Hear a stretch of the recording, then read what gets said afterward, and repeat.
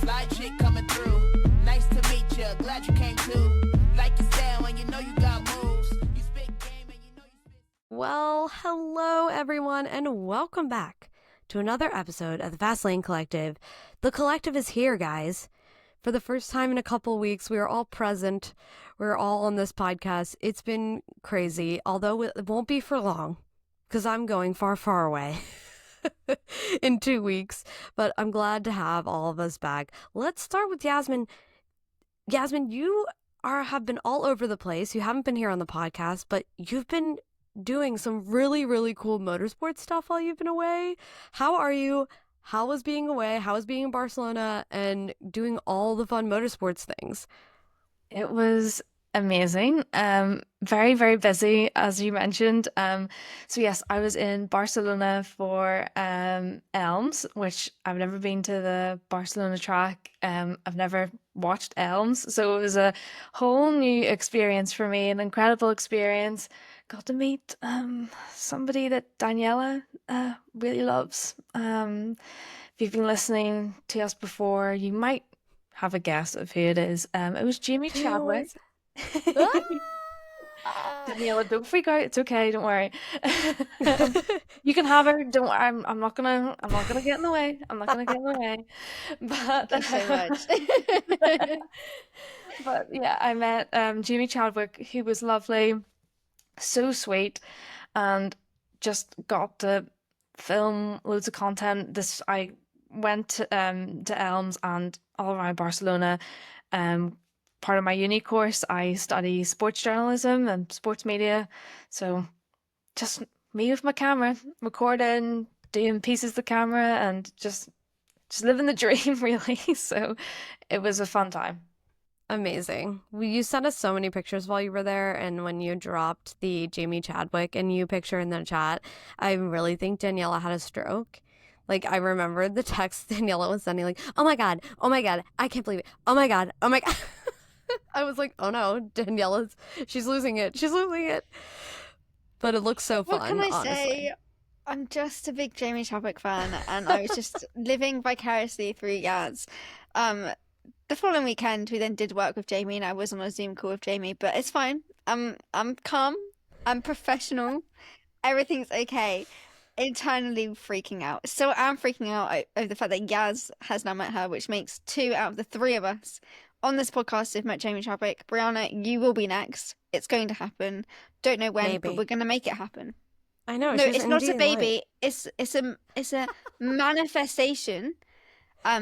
Because it needs to happen. Wow, Daniela, your manifestation powers are very strong, so start manifesting. I don't know when I'm going to meet her. I'm going to be in Hawaii in 2 weeks. Are they racing in Hawaii? I don't know. Who knows? There's no motorsports racing here in Boston. But yeah, super cool. And we're so happy for you / jealous that you got to do that. But it looked like so much fun. And I know, Yasmin, you have plans to share some of your content and some of your trip with our listeners over on our social media platforms. So if you don't follow us, now is the time. At the Fastlane Collective _ on TikTok and Instagram. But yeah, it just looks so cool. Daniela, any updates you have for the crew while we were away? You know, you did such an awesome job on the podcast last week with our special guest, by the way. So kudos to you. Great episode. Loved it. Thank you so much. Yeah, I've just been working. Formula E is really picking up now. May is going to be a very busy month. So most of my focus has kind of just been on that. I got into running recently. I ran a 5K over the weekend. So that's all I've really been doing is just working, watching motorsport, and running, apparently. You and everybody else I know is like taking up running as a hobby. It's making me like FOMO-y. Like, do I need to start running? I hate running. I will not be doing. Yeah. I'll I'm just even watch. sitting here. I know, right? I'm that type of person that's like, I'm so bad at it, but everyone's doing it. Should I do it? Like, I don't know. Peer pressure. Yeah, I'm so glad we're back together. I was obviously gone last week because I was actually, no joke, in the desert of New Mexico, in the middle of nowhere, climbing mountains, going into caves, which was really cool. I'm not gonna lie, I had so much fun. Even though I love motorsports, I also love the outdoors. So got to see some really cool things. Bats. Got to see bats fly out of a cave, which was cool. I became a junior ranger for, I took an oath. If you didn't follow me on Instagram, yeah, guys, real serious now. I am a national parks ranger. Okay? So if you have questions, don't come to me because I don't know the answers. I think that is the coolest thing that any of us have ever done. I mean, Wow. it's up there. It's up there. It is up there. It takes the number one spot. How do you become a ranger? Okay, well, let me confess. Oh, yes, right. Okay, so I forgot. Not all of us are American on this podcast. So the National Park Service of the United States, they have a junior ranger program, which is basically for little kids. It's like just a cute thing they can do. You get little workbooks and then you get a little badge. It says like junior ranger.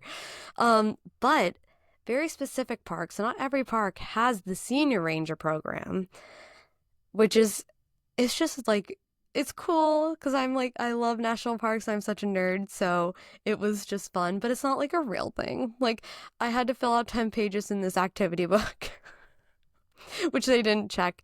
And then they were like, did you go into the cave? And I was like, yeah, I went into the Carlsbad Caverns. They were like, okay, good enough. They're like, we're taking the oath. I did get a badge, though. I did get a badge. So does that mean that you're Russell from Up now? Yeah, basically. I am Russell from Up. That is what I am. There we go. I heard it here first. I was excited. It was just nerdy. A fun fact about me is I love exploring national parks and hiking and seeing the outdoors. So that was really cool. And I've honestly never really been to a desert, and the desert is wild. It's so crazy. Like I just can't even fathom living there. It was insane. Anyways, so we're all off doing our own things, some cooler than others, but we're glad to be back because we're going to recap and talk about Saudi Arabian Grand Prix. But before we get into that, we definitely wanted to talk about just a little piece of news. We only got one thing for you today. We felt this was really important to highlight. I know Daniela and Yasmin over in the F1 Academy podcast that we have. If you haven't started listening to that and following that, here's your chance. It's still under the Fastlane Collective. We just have an F1 Academy episode that comes out, and you can find that on our Spotify channel. But I know you guys mentioned this briefly on that show, but we're really going to kind of dig into it a little bit more in this. But Sebastian Vettel, if you're new to the sport, former Formula One driver and just amazing overall human. I think he was really one of the first Formula One drivers, besides Lewis Hamilton, that really started drawing attention to some bigger issues in the world and using their influence for good. But this weekend, he held an event called Race for Women Challenge Me event. It was a go-kart racing event for females only, and they did some racing and had some events, and a lot of our F1 Academy girls were there.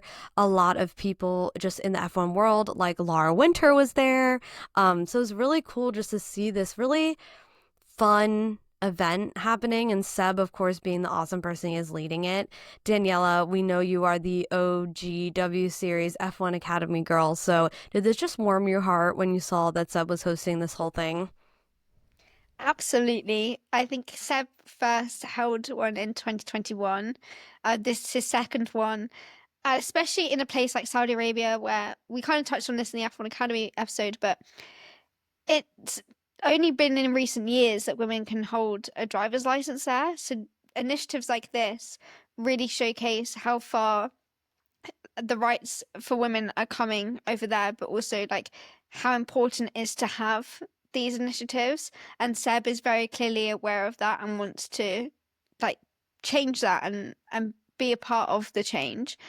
So I think it was just a beautiful thing to kind of be a part of. Some of the F1 Academy drivers went down to support as well, and overall just seemed like a really lovely experience. I'm just glad that Seb is continuing on to do stuff like this, even though he's no longer an F1 driver. Yeah, it seemed like honestly a lot of just genuine good fun, as well as some competition thrown in there, of course. But Daniela, as a woman who's pursuing journalism as well, like Daniela in motorsport, are you happy to see that some of these women in the Formula One media circle were also included, not just to be there as media, but also to participate? Yeah, I mean, I think it was just like incredible to watch. Like, I don't know, I don't even know. I don't have the words. This event is something that I hope Sebastian Vettel just kind of keeps bringing back. Like you mentioned, Daniela, and like we mentioned in F1 Academy, Middle East and Saudi Arabia is a country where women have kind of been forgotten about, to put it lightly, very lightly. So to kind of give the spotlight to women in the cars, behind the scenes, it's what we need. And Sebastian Vettel's the right guy to do that. He's just done so much for the sport. And I'm just, yeah, it's incredible to watch and will be something that I will remember going on to my career in motorsport, and something that I hope encourages other women, no matter what they want to do in motorsport, to know that they are supported by other men as well. Yeah, absolutely. And I think something that is really great about an event like this is seeing, for me at least, sorry, rewind for me. Um, I think what really touches my heart about this event and what encourages me a lot is seeing a former Formula One driver putting this event on. Like that, Seb is just the perfect put my money where my mouth is kind of guy. If he says he's going to do something, he wants to support a group, he's going to support a group. He's going to put on events like this. He's going to fund things for these women to get in seats. I think often we see a lot of talk and not a lot of action, and it just brings me a lot of joy and also hope to see Sebastian like doing these kinds of things. And I hope other F1 drivers who believe in this movement and are saying they're backing it do things like this as well, in the future, or I don't know, heck, now. Yeah, I completely agree with you, Brian. I think, as you said, like we need action rather than things just being said. And that was kind of the reason that W Series ultimately had its downfall, was that people were saying, yeah, we'll support women, but they didn't actually do anything about it. They just said these things but didn't action it. And that is crucial in getting women into the top forms of motorsport. So seeing someone like Sebastian, who's removed himself from kind of the F1 world in terms of being a driver, come back and like put these initiatives out there. He does the same for the environment as well. Really shows like where his loyalties lie with supporting women. I know that Lewis Hamilton has spent a lot of time in like the F1 Academy and W Series paddocks, and he's kind of changing the game, but we need other drivers to follow as well. Otherwise, we're not going to get where we need to be and where we should be at this point.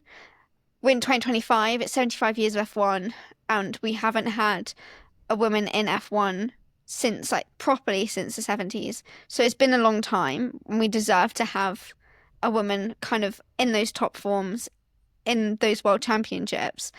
And the only way we're going to do that is if we have the support by men. And I think that other drivers on the grid should be looking at what Sebastian's doing and go, okay, we could be doing more of this. I'm not saying that that's the whole reason that they're a driver. Like, they don't have to do anything if they don't want to. But I think if they have the ability to and they do care, then they should. And it's clear that Sebastian does, because he didn't have to do that when he was an F1 driver, and he doesn't have to do that now. I think it just shows what type of person Seb is. It's shown how far he's grown from his early days in his career to now. And he's a completely different person from then to now, and he's definitely advanced in his mentality, but also how he views the world. And we need more of that, because otherwise we're not going to progress. So I'm really glad that Seb has carried on this legacy despite no longer racing. Yeah. And this obviously is a topic that we've talked about even more in length about female drivers getting into the sport. And you're right, Daniela. It's not just going to take an extremely talented young woman to get into Formula One, but it's also going to take the backing of male supporters and female supporters that are involved in Formula One in general, in whatever way that is. Their media, if you're a mechanic, if you work for the factory, like, this is all important. Everyone's support is going to just help us further getting women into the sport when the time is ready and when that woman comes, the prodigy we are still waiting on. How perfect for the Easter weekend. Let's just make a Jesus analogy right now about we're waiting for the chosen one to come. But yeah, I mean, I think it's just really great to see. And you made a comment just a little bit ago, Daniela, about how surprising it is that the person that is doing this is Sebastian Vettel. Because if you look back at young Sebastian in Formula One, if we rewind and look at him then, I don't think you would point to him and say, yeah, he's going to be doing all this like female driver inclusion stuff, saving the environment. And also more recently talking about how important mental health is in the sport and how being open about your emotions and feelings is important. Never thought I would have seen the guy who was like playing mind games with other teammates say stuff like that. I know we were talking about this before we got on, but Yasmin, you brought it to our attention of this really, really great clip of Sebastian Vettel talking this weekend just about how he's really proud of Lando Norris for speaking his mind, but more talking about how he's feeling and expressing his emotions as a driver, and how just overall he feels that drivers now are better emotionally equipped and prepared, and how it's a positive thing. Were you surprised to hear Sebastian say this? And do you agree with his comments about how the emotional support and drivers being more open about their emotions is healthier for the sport in general? When it comes to being surprised about Sebastian saying this, I'm kind of like a bit mixed, because I feel like as he's not like ancient, but like an older F1 driver, um, I would expect him to be like, no, like you shouldn't be like discussing, oh, I did really bad this week. Just like being down on yourself. Like Lando Norris has gotten a lot of criticism for as of recent. I was actually quite surprised that he was like, no, like we should talk about our emotions and be open. And mental health is something that, as the years go by, we talk a lot more about as humans in society, to get all deep, which is great. Everyone has mental health. Everyone struggles on different.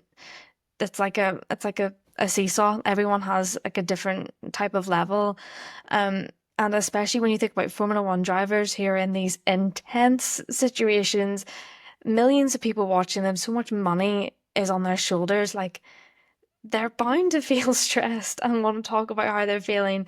And especially because it's such a quote unquote manly sport where it is just men, and the stigma with men not talking about how they're feeling and kind of mental health, it's a really positive thing to see. And, it's kind of made me rethink when Lando Norris does kind of get down on himself, because I've before been like, oh, like that's not really what a driver should be talking about, like, oh, how poorly they think they did. Oh, like you shouldn't be so critical of himself. And we've talked about it before, the three of us, about he's too hard on himself. He shouldn't be this hard, but maybe that's just how he can express himself and just let kind of everyone in on how he's feeling. So it's kind of, with Sebastian Vettel talking about mental health, it's kind of made me rethink how I view Lando Norris in some post-race interviews. So I don't know. It's been quite an interesting development and quite inspiring, and hopefully younger drivers can look at what Sebastian Vettel said and go and kind of have the epiphany that I did and be like, oh, yeah, maybe we shouldn't criticize him so much for speaking about how he's feeling. That's a really great point. Like, kind of reframes sometimes when you see a lot of these post-race interviews, because I know we've talked about it before, but drivers being full of adrenaline and saying things on the radio that seem maybe a little out of character or just very, very harsh, not even about themselves, but about other drivers in general. Like, kind of taking that same mindset and looking at their post-race interviews or just in general when they're being hard on themselves. Another one I think a lot about being like openly hard on himself, Charles Leclerc. He's even admitted that he is too hard on himself sometimes and doesn't give himself some room to process and just be like, I'm a human being, not an F1 robot. Like, I can't do everything perfectly. And I think, too, it's interesting to see Seb talking out about this because he was kind of there during that change of F1. Not kind of, he was there during that change of F1 driver generation. And I think he witnessed a lot of the way the younger drivers were handling themselves versus the older drivers that were in his generation. So I think it's all a positive thing. I'm a big believer in mental health and therapy over here. I heard that's like a American stigma thing. Like we're all in therapy over here. I don't know. I heard that on TikTok once. I don't know, Danielle, is that true? Like, do British people think we are just all in therapy in the United States? I don't know, but I don't think therapy is as common over here as it is over there, but I think it should be more common here. Um, I don't know. Yaz, have you ever heard that before? I've never heard that particularly before, but I think like over in America, I would like it's a more like common. I've like people going to therapy. Like I think Yeah. in like the UK and Ireland, it would be something that's more taboo in a way. Like I go to therapy and like that's fine, but like a lot of people are like, oh, you go to therapy? Why? What's wrong? And I'm like, Yeah. no, like it's just yeah, Yeah. like I go to therapy like a lot of people do, but like I think Danielle will probably agree with me. In UK and Ireland, it's a bit more. Oh, she must be crazy if she goes to therapy. Oh God. Or like something's really wrong. Yeah, girl, I have two therapists. Like, are you kidding me? Like, it's great. So this is our plug. If you are struggling with mental health, honestly, do not be ashamed. Go to therapy. Go speak to your doctor. It's a wonderful, wonderful thing. I mean, if you just want somebody to vent to that doesn't know you and is completely detached from your life, you can use it for that too. Like, I'm going to It's take note fair. of that because I don't go to therapy and I know that I should go to therapy. So there we go. get you on that therapy train, girl. It's wonderful. But yeah, it does like make me happy to see that Seb is speaking about this and bringing it to light because we don't often hear about this mental part that is very much in Formula One. The only time we really hear about it is when someone's doing bad. And it's like, oh, well, their mental state isn't there. That's the only time we ever hear about it. Um, so I was happy to see that he spoke out about it and was really praising the F1 drivers for being open, not just being open about their feelings with the public, but also being respectful and, letting their emotions be out on track, but also knowing that, like, so and so, Max isn't out here to, like, hurt me after we leave this track. We can be still friends after. So just talking about the emotions that go on, I think that was a really positive thing. Again, Sebastian Vettel, just could we love him anymore? When I don't think I could, he does stuff like this. So we love him. We love him. All right, let's get into the race. That's the end of the news portion for today. I should call it the sub segment at this point because it was all about him. But we love him, obviously. Let's just start right off. Saudi Arabian Grand Prix. We know this is a favorite, obviously a night race. I love this track. Just the way they illuminate it at night. It's just, ooh, chef's kiss. Like one of those things next to Singapore, probably for me. It's like the prettiest night race there could be. Often this race does bring us some decent action. We definitely got that in this race as well. Let's just start right off the bat with the big one. Max and Oscar at the very beginning of the race, lap one. Max got a penalty, 5 seconds for overtaking Oscar, gaining an advantage off track. We saw a lot more of this drama from this situation play out after the race was over, immediately after the race was over. But Danielle, let me start with you because every time we have an incident with Max Verstappen, it can often be controversial. A lot of people have labeled him as an overly aggressive driver, and that's why he gets into situations like this. With this situation with Max and Oscar, do you think it was a case of Max being overly aggressive, or do you think that Oscar really did push him off track? What are your views on this situation? I have so many thoughts. But to start off Give with, it to us. Brianna, you said that you love this track. Yaz and I mentioned this in the F1 Academy episode, but I am not a fan of this track. This is actually one of my least favorite tracks. I don't even think I can really tell you why. I think it's it's quite tight. It's got that street circuit vibe, which is not my favorite. As I said, like it works well in the likes of Formula E. Formula E were in Jeddah back in February, but they did have a slightly different layout. Still used a bit of the F1 circuit, but also added their own kind of layout to it. I just don't like the fact that these cars are so big and they don't really fit on this track. And I feel like this was kind of evident going into this whole Oscar versus Max like battle here for the lead. And the thing is if there was a wall there, like Max would have backed off. But he didn't because there was a bit of runoff room. And I think that's where we've gone wrong. If there was gravel, he wouldn't have done it. But it'd be a bit weird to add gravel in Saudi Arabia. So understandably why there is no gravel. Sand? So, yeah. They've got plenty of that there. Probably wouldn't work very well in like stopping the physical cars. But yeah, I see what you mean though by what you're saying with that track and the runoff there. Yeah, so I think that it, like, I get why Max did it, and I guess in his head he was like, well, you know, I could probably get away with this. And I think he genuinely thought he was not in the wrong. But from the moment it happened, I was like, he needs to place back. That was Oscar's. And I sat, like, at this table with other people, and they were like, really, that's what you think? I was like, yeah, that is Oscar's, that is Oscar's, like, that's his race, like that, like straight up. That was not Oscar's fault. In my opinion, I don't think he pushed him wide. And we saw the replays, and I was convinced. I was like, okay, no, Max left the track and gained an advantage, point blank. And then I started to doubt myself, and I was like, okay, I now need the replays because now I feel like maybe I have got this wrong. And me and this other girl, she was Australian, she was like, nope, Oscar was in the right there. And I was like, okay, it's not just me. I hope that I'm really right with this. And we watched the replays, so I was like, no, I am in the right, because it's very clear that with Max's steering that he was not going to make that corner. He was pointing in the opposite direction of the corner. So I think that even if Oscar wasn't there, he would not have made that corner. And if that was a wall, he would have hit the wall.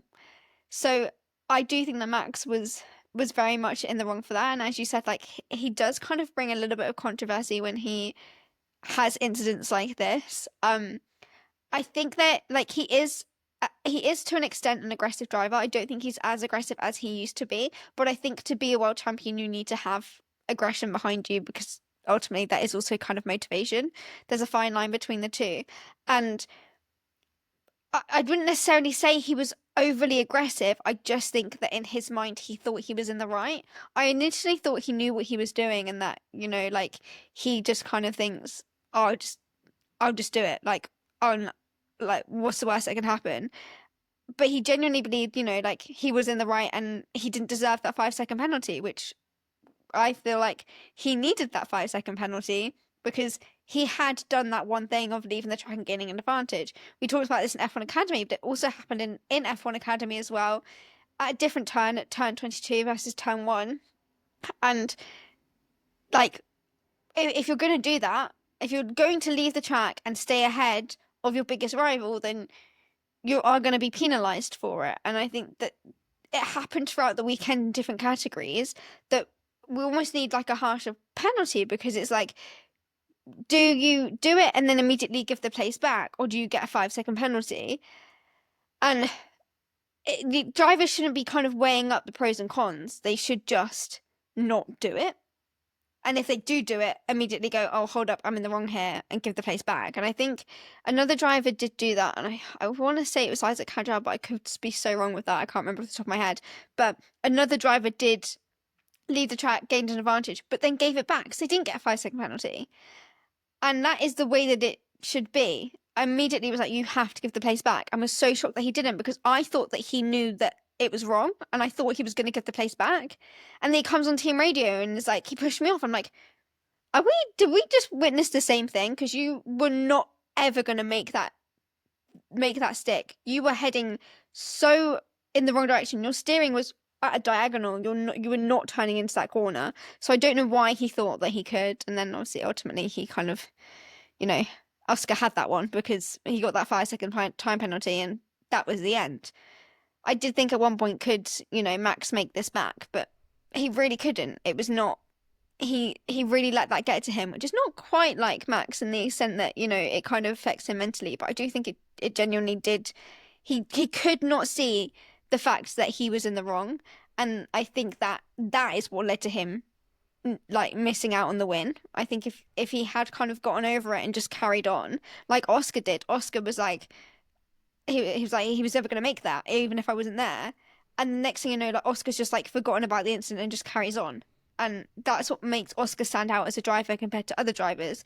He will just let things go, where other drivers will be like, no, we need to go to the shows, we need to do this, we need to do that. They won't just let it go and let the FIA handle it, mostly because can we really trust the FIA to handle things? Who knows? But I think that, yeah, in that moment, Max was in the wrong, but couldn't face the facts that he was in the wrong. I mean, let's be real. When has Max ever said he was in the wrong? I honestly can't remember a time where an incident like this has happened, especially where we saw last year where Lando and Max were battling a lot. We saw a lot of pushing each other off track and pointing fingers. So it doesn't surprise me that Max wasn't able to own up to it and be like, oh yeah, I wasn't going to make that. And while you were talking, Daniela, I also was like, you know what, let me go back to the replay and watch frame by frame. Going into that corner, Oscar's nose was ahead of Max's. That's the rule. So it doesn't matter if you got pushed off. He had his nose in front of yours going into the apex. So it's just... I don't know. It's typical Max for me. We tried something, we got aggressive, it didn't work out, and now I'm going to act like I'm not in the wrong. I shouldn't have the penalty. But to your point, Danielle, as well, I don't understand why they don't, not just Max, but any driver. If you're at risk for, questioning that situation, why they're not just you know what, okay, let me give the spot back, because you have a better chance. As soon as he passes you and clears you, you can go for another overtake right away, and you have a whole race to go. Do you know what I mean? So it's let's look at the risk versus reward here. Give the place back, try and overtake immediately right away, or don't give the place back, screw yourself over, get a 5-second penalty, and then you could be farther down and not have a chance ever again to overtake him. So that's why I don't understand why some drivers get in a tizzy about giving the space back, especially in this situation where it's clearly no, that's not going to work. Set yourself up for success, not failure. Just give it back and then overtake him immediately. You're Max Verstappen, for God's sake. Come on. Yeah, definitely. I mean, we kind of mentioned the same point on the F1 Academy episode, because similar thing happened with Chloe Chambers and Maya Wood, where Chloe went off the track and then gained an advantage and was then ahead of Maya when Maya was ahead before that incident. And I said, why didn't she just give the place back and then get Maya back later on? You had the whole race to do so, because that happened on lap 3 out of 13. This happened on lap 1 out of 50. Max would have had time to get Oscar back, but instead he then, when he pitted, had to sit there for 5 seconds whilst they did his pits, before they did his pit stop. And then he came out and was never able to get himself back up to Oscar, and Oscar ran with it. That would have been the case if he had just given the place back. I honestly think within a lap or two, if not immediately, Max would have then overtaken Oscar again. because as you said, it's Max Verstappen. So I think that Max really, and the team did not handle that situation well. I think the team thought Max was in the right. Max thought he was in the right. And ultimately it lost them a race win, which at the moment they need, because at this point, McLaren are really running with it. Honestly, Red Bull, you're right. They need everything they can get right now, because things on the other side of that Red Bull garage this weekend didn't do so well either, which we'll get into here just after this. But Yasmin, I wanted to give you a moment too to voice your opinions, because anytime Max Verstappen's involved in any kind of incident, you often see people on one side and people on the other. So what side are you on? Max's fault or Oscar's? I do think it's Max's fault, and I think it's pretty clear. Although Christian Horner did not think it was pretty clear. He sat down in front of the press with printed out screenshots of proof, which I don't see how there is proof of, basically trying to explain away why Max was in the right, as he always is, because he's never wrong. And we all know this. I'm just saying it again. Can we end the podcast here? Because this always happens at some point. I just get mad. I get angry. My Irish Moroccan spirit comes out. So I just need to say, Christian Horner, you need to, like, before you go out and try and prove Max's case, just accept sometimes when your driver is wrong. And I know you're afraid of Max, you want him to stay, you're trying to keep him sweet. I know there's so many rumors about him leaving, blah blah blah blah blah blah blah, but you can't just make up a reason why he was right. The drivers make mistakes. That is how racing is. There's so much emotion, and the same goes for Max. Like, Max should have been able to be like, maybe in the car he thought he was right, but come off track and be like, you know what, maybe I was in the wrong, and to not be so unhappy in interviews and short and snappy as well. Red Bull as a whole has kind of got this amateur feel to it at the minute. I don't know how to explain it. It's like a bunch of like toddlers in a way, like throwing their dummies out the pram. Like, can we just think? Can we get like a PR team to like restrain Christian Horner when he goes, let me get my printer out and start printing off like proof that isn't there? It's breathe, Yasmin. We have Maybe he's preparing for his trial. no. Just for the record, Christian Horner, the only screenshots we want to see are of your WhatsApp conversations. Rihanna. Thank you so much, guys, for tuning in this week, and we will see you next week. I'm just out here speaking the truth, okay? Like, But let's not get us cancelled in the process. So we would like to publicly canceling. apologize. no, okay, I'll soften that blow in case you want to edit it out. Hold on. How do I Nah, but we're soften keeping that in. We're keeping that in. I'm not editing shit out. We're keeping that. Listen, we're not getting canceled. I just find it ironic that Christian Horner, his one true love, which is Max Verstappen, and you made a great point, Yasmin. I agree with you.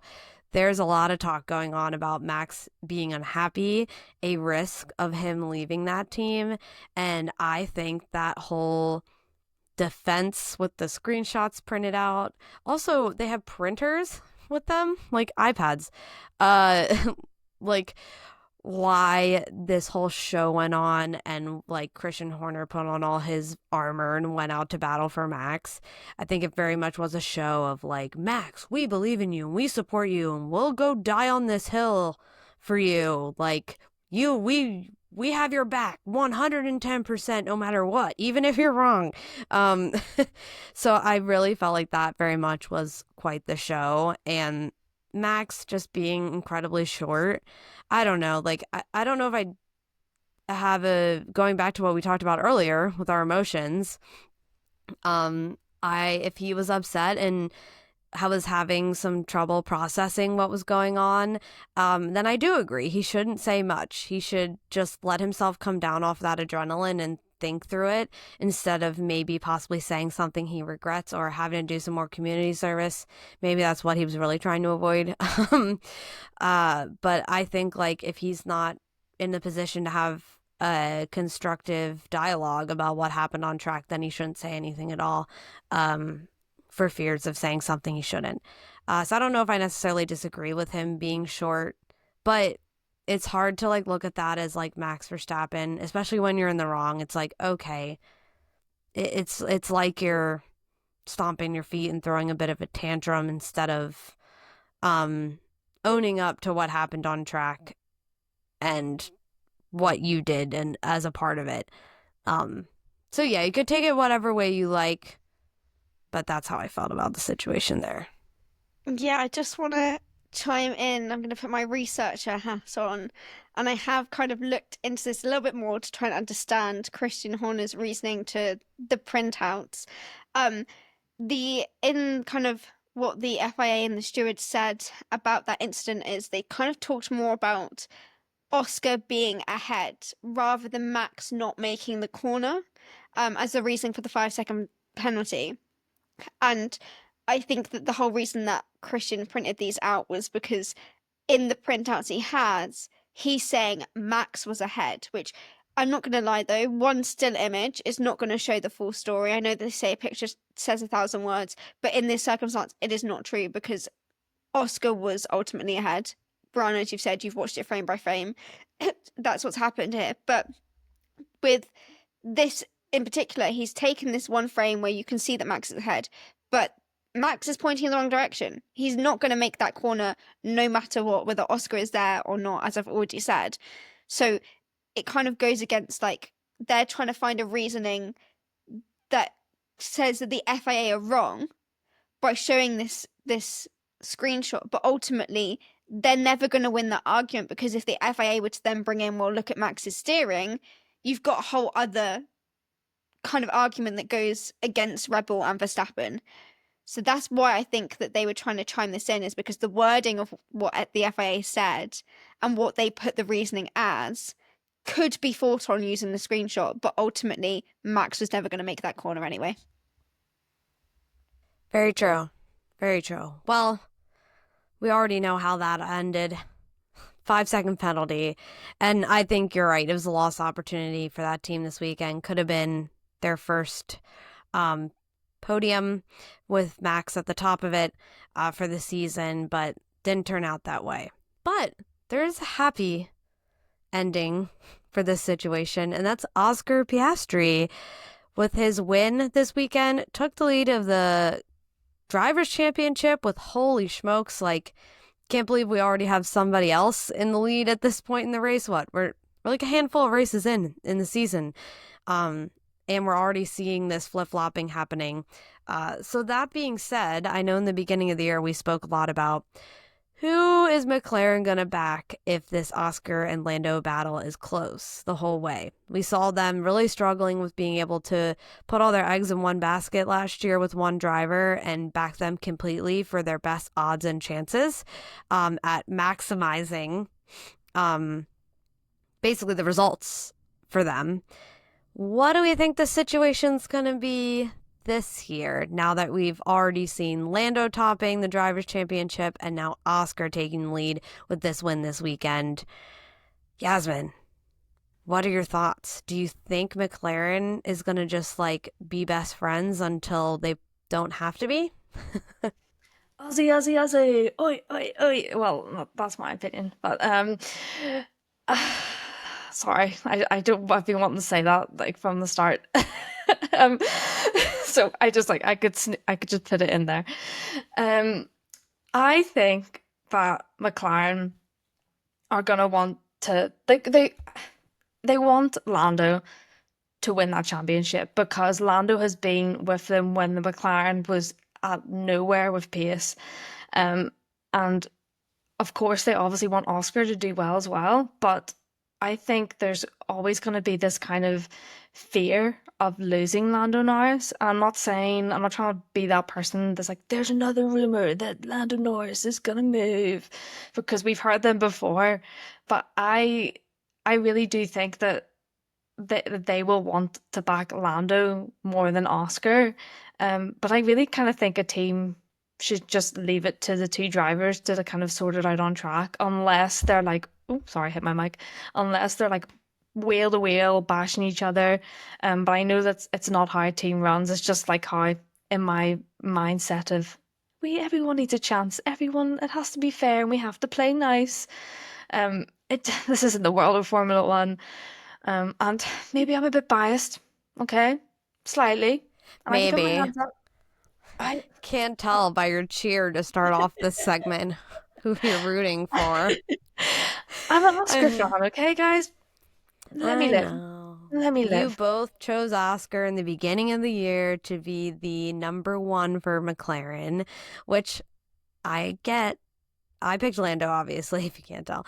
But Daniela, do you think that McLaren are gonna papaya rules until they need to finally just call it quits to get the best results for this year?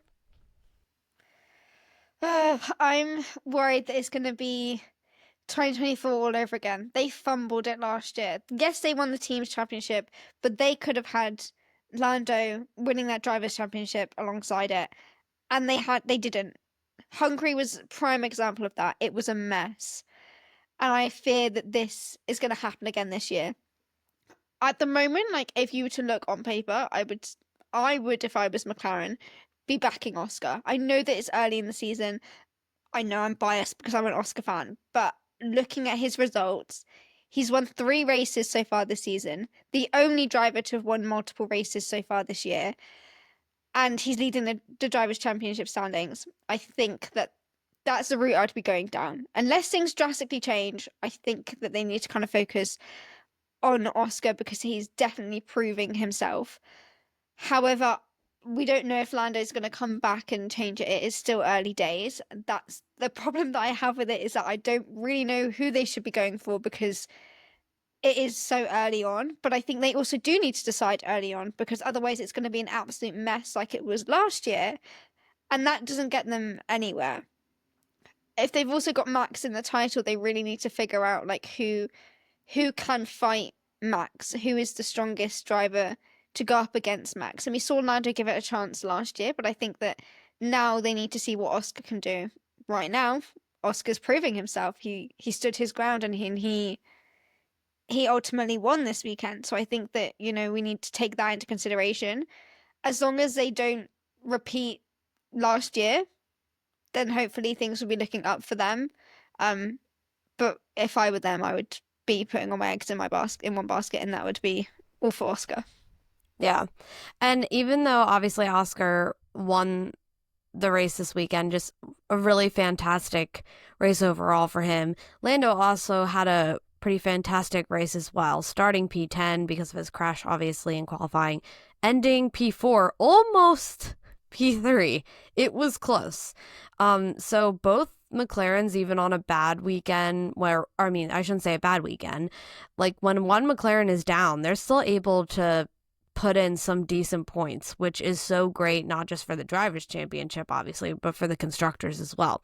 We need consistency with both drivers, both cars, to gain the most advantage. But yeah, I tend to think that they're gonna wait, honestly. It's a little too early as well, and even though Oscar's just taken the lead, they're still close. Like, it's not soon enough to pull the trigger on who's gonna take all the eggs in the basket and they're gonna start it giving them the advantage. But let's just hope McLaren has more of a championship mindset team this year instead of a let's get what we can. I think that's a lot what we saw last year. They weren't used to dealing with a lot of these situations and being that close to winning anything and knowing that 1 point here or 1 point there can make all the difference. I think they're definitely in that mindset this year.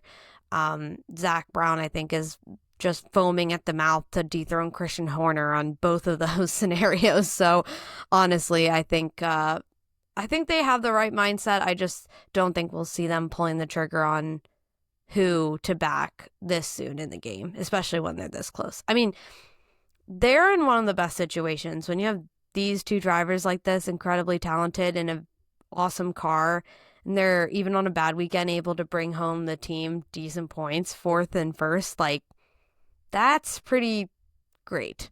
So things are definitely looking up for them. That's a perfect segue into Charles Leclerc's really, really great performance this weekend. Gave Ferrari their first podium of the season. Obviously, he only finished 3rd, but he did just such a fantastic job eking every bit of performance out of that car, keeping Lando Norris in that sweet spot of no DRS for those last couple of laps. Yasmin, were you impressed by Charles's performance and how he was able just to seem to really get this performance out of that Ferrari that we weren't seeing in other parts this weekend, like in qualifying or in practice, and especially also seeing how his teammate Lewis Hamilton did as well farther back on the grid? Yeah, definitely very impressed. I'm actually surprised. The broadcast I was watching, Sky Sports F1, there wasn't really much talk about Charles, at least from what I saw. I kind of had to go hunting for like, how did Charles do? I kind of forgotten where he finished. But yeah, he is definitely proving to understand the Ferrari a lot better than Lewis Hamilton does. Lewis Hamilton has been saying in the media how he just kind of doesn't get the car. I think one of his quotes was something along the lines of, "I need like a brain transplant." It was something similar to that, which is a bit worrying if you're a Hamilton fan. Again, still early days in the season. There's plenty of time. I know they're going to be bringing upgrades as well. So we could see Ferrari really pick up the pace and maybe catch McLaren, maybe catch the Red Bulls. You never know, fingers crossed. My hair is red for a reason. Um, so yeah, I think that there's still lots of chances for Charles to get back on that podium, and hopefully we'll see even a couple wins from him. I know, Brianna, you're definitely wanting some wins from Oh, yeah. Charles there.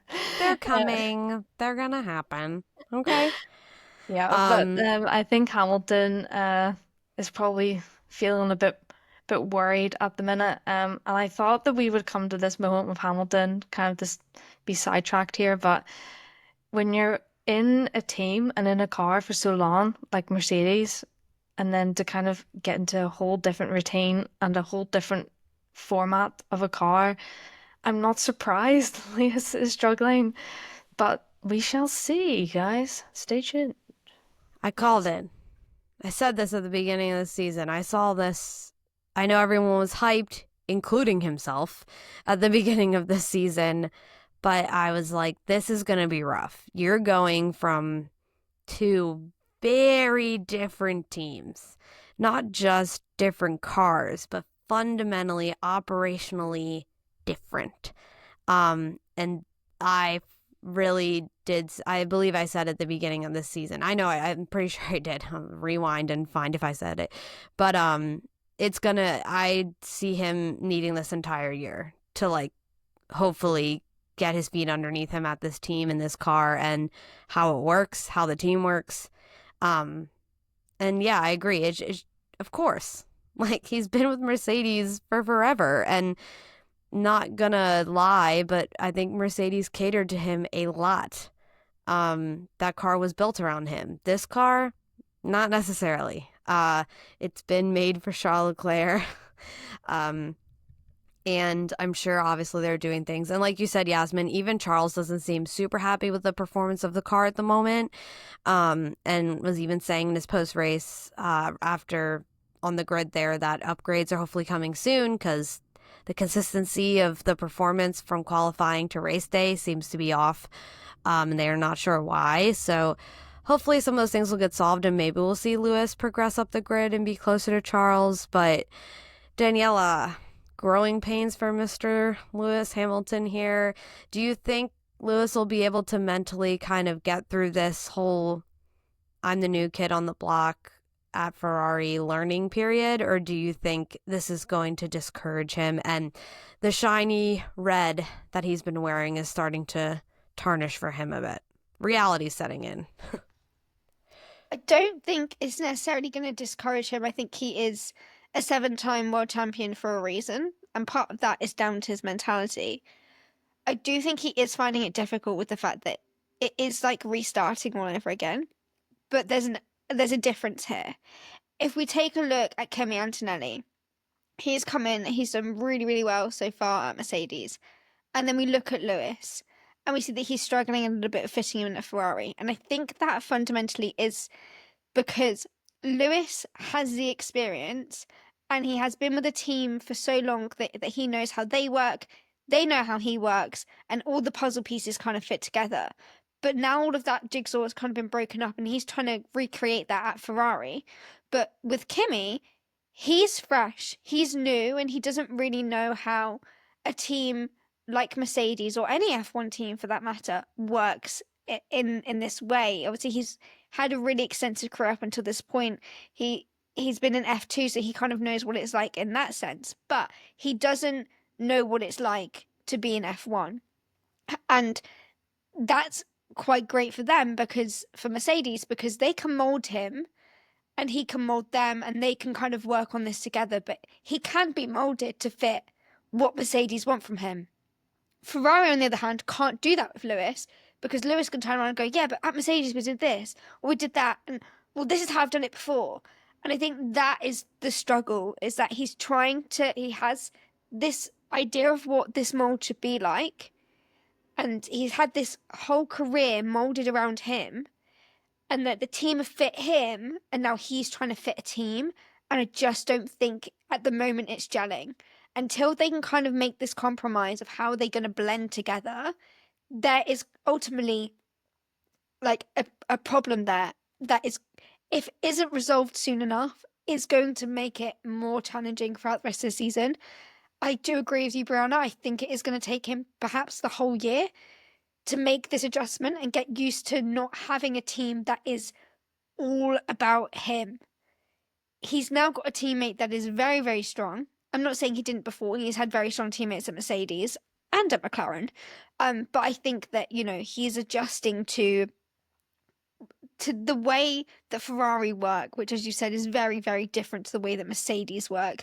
And I think he really has to figure out what he needs from his race engineers, what he needs from his mechanics, what he needs from Charles, what he needs from team principals, like from everyone in that team. And they need to figure out what they need from him as well.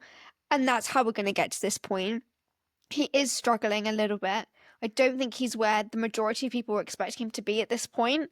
I think we thought he was going to be closer with Charles. I think we thought there was going to be more of kind of a battle in terms of championship positions, but also positions on track. And that is not where we're at. I didn't have those expectations going into it. I thought from the beginning, I'm not going to put, not that me personally affects Lewis Hamilton in any way, shape, or form, but I was not going to put that pressure on Lewis. I was like, hey, I'm leaving this as a teething year, because I actually think this might be harder than being a rookie, because when you're new to the world of Formula One, you can be a sponge and learn everything. But when you've already had experiences, it's so hard to change that narrative and change that perspective. Yeah, absolutely. I think the thing that comes to my mind is can't teach an old dog new tricks. But maybe he can learn a couple of new tricks and get rid of some of the old ones. But everything you just said there, Danielle, is such great points that I honestly didn't think about before when it comes to being a new rookie driver coming into a team versus an experienced driver coming into a new team. Very different scenarios, very different mindsets, and very different ways of learning and adapting. So all really, really great points. But yeah, Ferrari, positive for them this weekend with Charles. Charles, again, I just love watching Charles Leclerc defend. I don't know about you, but he is, I think, on the grid, one of the best defenders out there at the moment. It's like a masterclass watching him. And I think that's where he performs sometimes at his best.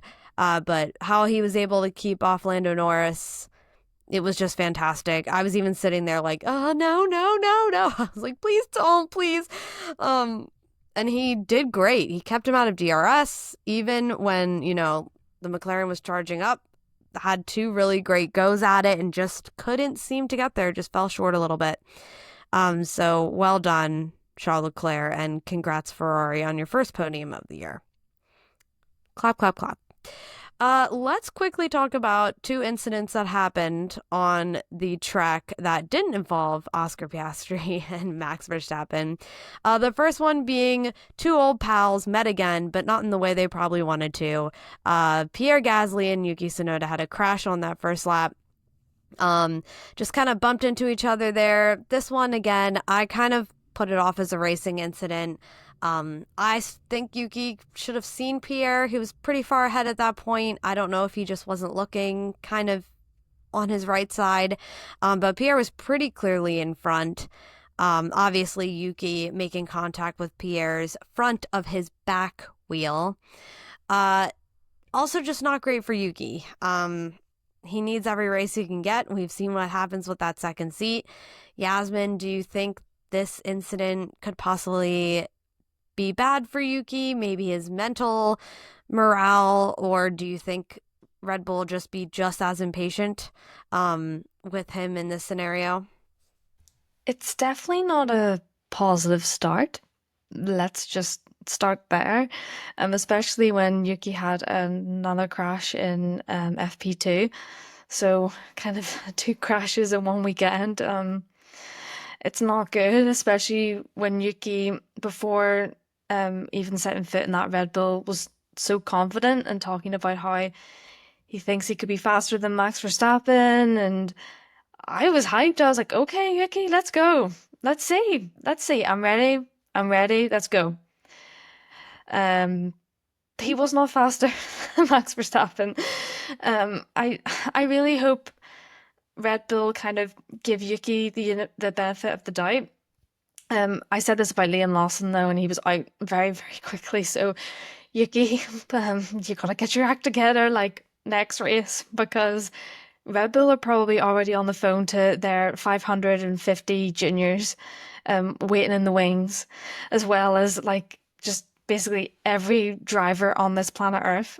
So I'm really hoping that Yuki can just kind of get his head in the game and next race just give us the performance that we need, because I would hate to see Yuki, who's been waiting for so long for this opportunity, to be finally given the chance to get in that Red Bull, and it's like two races and they're like, you know what, no, we're gonna get someone else, because Red Bull, I've had enough of what you do to people in the second seat. So don't start with Yuki. Leave him alone. Don't awaken the beast that is Yasmin. Don't She'll get me come for angry. you. Don't get her angry.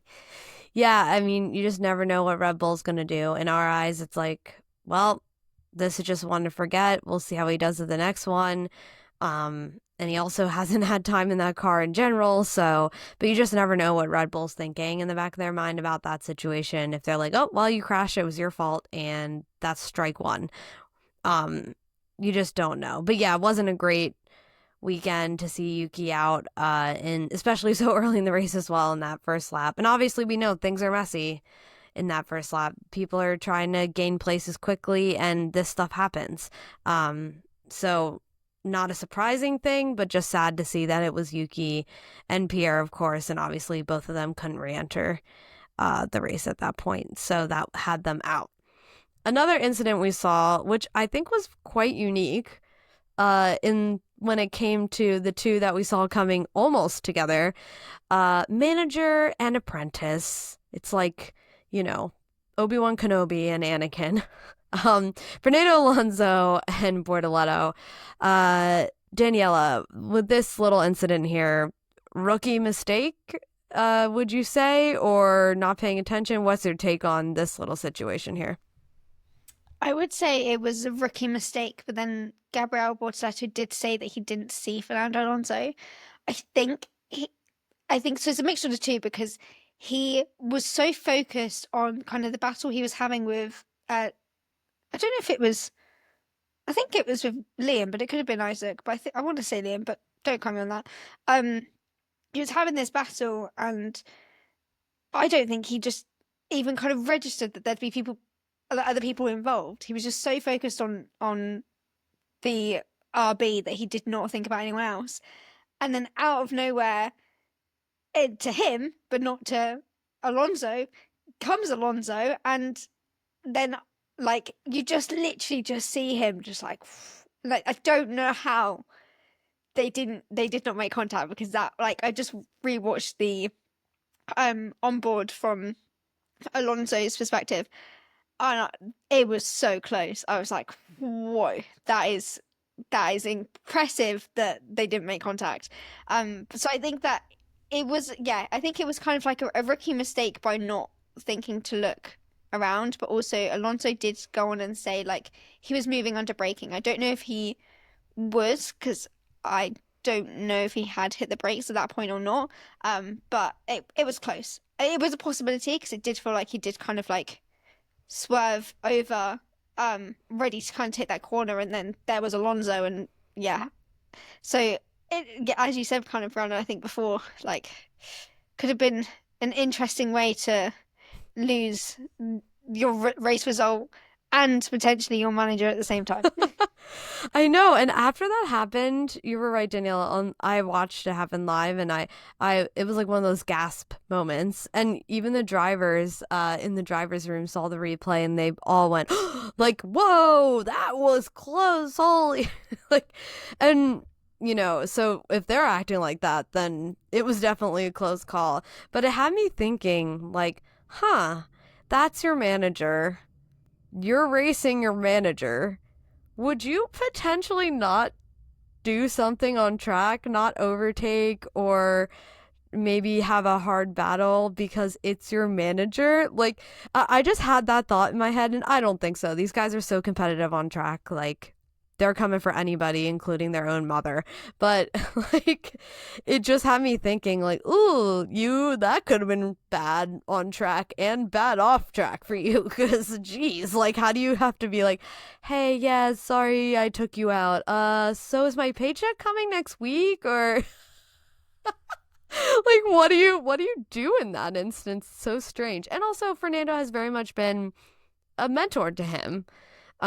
We kind of saw this with Seb and Mick as well a couple of years back. And it's just very interesting situation, and not one you often see on track. So, but yeah, it could have been really bad. It definitely could have been bad. And I agree with you, kind of a rookie mistake. Like, you're so focused on the battle at hand, you're not really paying attention or thinking about the next step ahead or to check. So could have been nasty in a couple of different ways, but happy that they're both okay. For the sake of the racing and their relationship. Anyways, to round off this episode today, we wanted to bring and talk to you guys about something that we have noticed over the past couple races that we haven't heard many people talking about. It has made highlights, but we haven't heard people discussing more around the this is strange and the why it's happening. And the person we are talking about is Alex Albon, obviously loved by many and all of his many pets. But we have noticed recently Alex being a little spicy over the radio, which we don't often see from Alex. Alex always seems to be a calm, cool, collected kind of guy, and also not one to kind of go off on the radio, especially toward his own teammates and his own team. Daniela, you brought this to our attention. I'll open the floor up to you first on this. One, what do you think about the language or the way Alex is talking to his team? And also, why do you think that all of a sudden this is happening this year? This Alex is coming out and we don't know why. Yeah, so I picked up on it during the race. I think it was lap 11. He came on the team radio. I can't remember exactly what he said, but he was not a happy bunny. And again, using language that we haven't really heard from Alex before. And I made a note.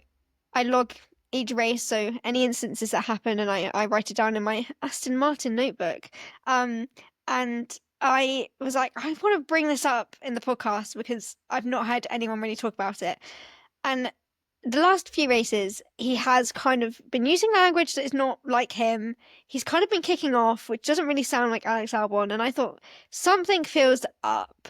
And I just don't know if it's gone to the point now where, he's really being challenged in terms of his teammate. He's obviously now partnered alongside Carlos Sainz, and I think that this dynamic is very different for Alex. He's not been challenged in this way, I would say, properly since his Red Bull days. So I think that he probably doesn't know how to handle the situation and is kind of worried about not being a number one driver. I think all drivers kind of go through this. It's been a topic of conversation for many drivers, I'd say, since around like 2018. Who is the number one driver at X team? It's a conversation that is ongoing for many different teams and drivers. We've already spoke about it with McLaren. And I think that now Williams are kind of facing the same thing of like, well, who is their number one driver? Because they both have very talented drivers who maximize the car to its absolute limit. I think he's starting to kind of A, feel that pressure, and B, just feel a little bit frustrated. And it made me start to question, like, is he kind of feeling like he wants more from this car and wants to be fighting more for those top 5 finishes? This is Williams' best start to the season since 2016. And I think that, that is a positive that they can take away. But I think Alex is struggling to kind of see, like, why am we not consistently up there? And they have had some glimmer of it. They've had a pretty fantastic start to the season so far, but I think he is wanting more, which I think is understandable when you've been at a team like Williams for a few years now, and when you're paired with someone who is a race winner as well. Alex is yet to win a race, when Carlos has won a couple of races now, so I think the pressure is on for that number one seat. Yaz, I wanted to ask you this because, as I said, it's been on my mind for the last couple of races now. But what are your thoughts on Alex's dynamic with Williams after having been there for a few years? And do you think that ultimately it is the fact that Carlos has come into the team, or do you think whoever he was going to be teammates with this year, he was going to reach that point of kind of having enough? I think it's a mix. It's hard because Alex has been with the team for so long that he's probably like, okay, right, we're doing better, but it's not enough. And I think for drivers, when you're not at the top of the grid, it's never going to be enough. And maybe he's at the point now where he's just frustrated that he's not getting up high into those points. He's not having the fights that he wants. But you can't say that Carlos joining the team has not at least been a factor into this, probably the stress that has been put on Alex Albon. Yeah, I feel a bit bad for him in a way, but he's obviously very frustrated, but I don't think that should take away from his performances recently. I think Williams has this year especially has the opportunity to really get some good points and get higher up into the standings, but I think Alex's attitude maybe isn't the best. But I can say that as, somebody who's watched Alex Albon for a while and has been quite taken aback by how he's been speaking recently. It's different from Max Verstappen, where you're used to him shouting down the radio, but when you have Alex, or it would be like if Oscar did it, and even this weekend, Oscar did have a couple moments where he was a bit short-tempered, and by short-tempered, probably to like the average person, it doesn't sound very short-tempered because he speaks so politely, but I'm getting a bit sidetracked. But yeah, I think there's a lot of pressure on Alex, especially someone who's been with the team for so long. Carlos has just kind of walked on in and been a Ferrari for so long. I mean, come on, the pressure is definitely on Alex to kind of show him up, which I don't think he's really done so far. So yeah, I'm a bit worried for Alex, but I'm hoping that maybe he calms down a little bit. I don't know. Yeah. Alex. For me, seeing this like Alex alter ego come out that we're seeing is the best way I can explain it. Is panic for me. When we look at Alex's past teammates, who they haven't been impressive. Nowhere close. They're usually known as the bum driver of the entire grid. Nicholas Latifi. We're looking at not Liam Lawson. Oh my gosh, Logan Sargent. There we go. They have not been impressive, and I'm sure Alex also looked at them in that way of like, oh, I could sleep drive and outperform this guy. Now Carlos is in the team, and I think this is the first time Alex is actually being challenged. Now he has to fight, where before he could probably get away with a okay performance and still outshine the guy in the second car because they were just crashing it into the wall immediately.